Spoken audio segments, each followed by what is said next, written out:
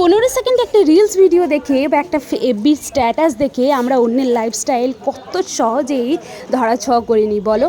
আসলে আমাদের real life আর ফেসবুকের স্ট্যাটাস আর রিল লাইফ পুরোটাই আলাদা।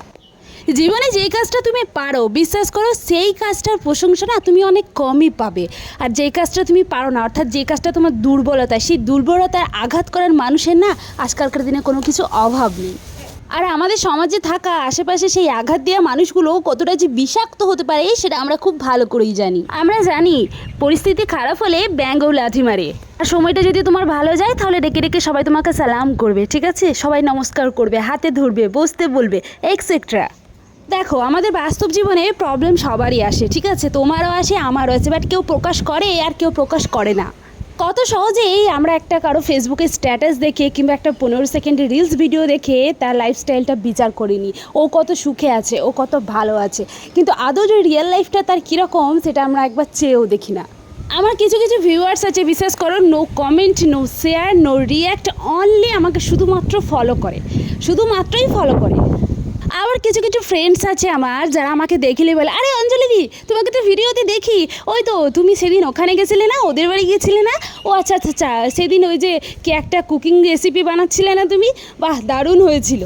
আমি তো অবাকই হয়ে যাই, যেই মানুষটা হয়তো আমার ফ্রেন্ড লিস্টেও নেই সে অটোমেটিক্যালি আমাকে ফলো করে যায় আর এইসব দেখে যায়। আমি যখন জিজ্ঞেস করি, ও আচ্ছা লাইক করো না কেন গো, একটা কমেন্ট দিও না কেন, আমার বাবু ওসব এত টাইম নেই গো, আমি ওসব পারিও না, আমার ওসব ভালো লাগে না, জাস্ট সামনে আসে হোম পেজে দেখি। আবার বলে ওই ব্লগ টুলগ শেয়ার করতে না আমার পার্সোনাল জিনিস ভালো লাগে না, এই কে কোথায় যাচ্ছে কে কোথায় না যাচ্ছে এসে সব দেখানো, ওই আমার দ্বারে ওসব হবে না বাবু। আরে জানিস না এসব করা ভালো নয়। আরে তোমরাও ভিডিও করো না, মানে সে তো ভিডিও করবে না, অথচ একটা নেগেটিভিটি আমার দিকে ছুড়ে দিল যাতে আমি একটু ভরকে যাই। কিন্তু বিশ্বাস করো আমি হলাম বেহায়া কাহিকা, মানে আমার দ্বারা না ওসব ভরকানো টরকানো ভাই হয় না, আমি একটু এরম টাইপেরই মানুষ।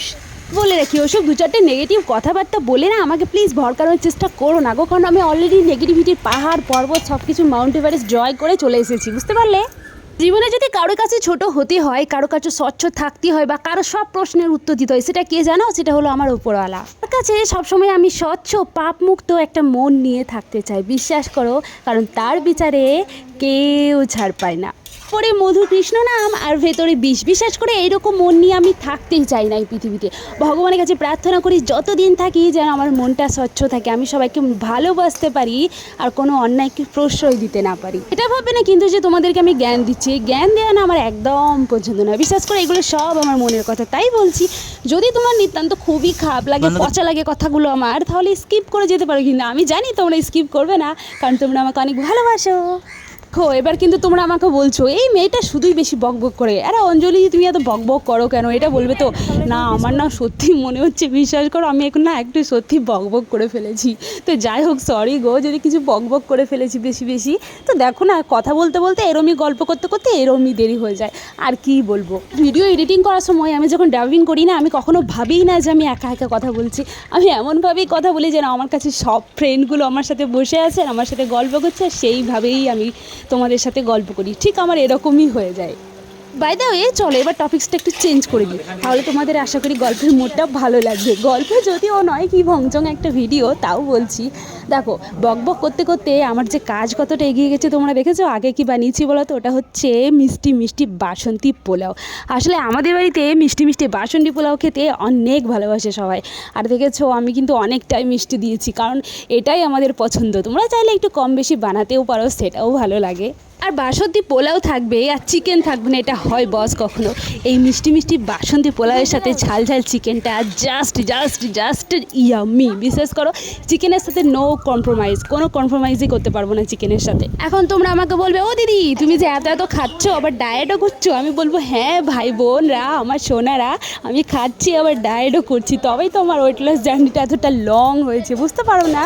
দেখো ভাই আজ খাচ্ছি কাল ফাস্টিং করবো, হ্যাঁ এটাই বাস্তব, কারণ মিলে মিশে একাকার হয়েছি, একটা বাড়ির 24 প্রহর হচ্ছে, এখানে সবাই আছে, একটু মজা করবো না, আনন্দ করবো না, তাই কি হয় বলো?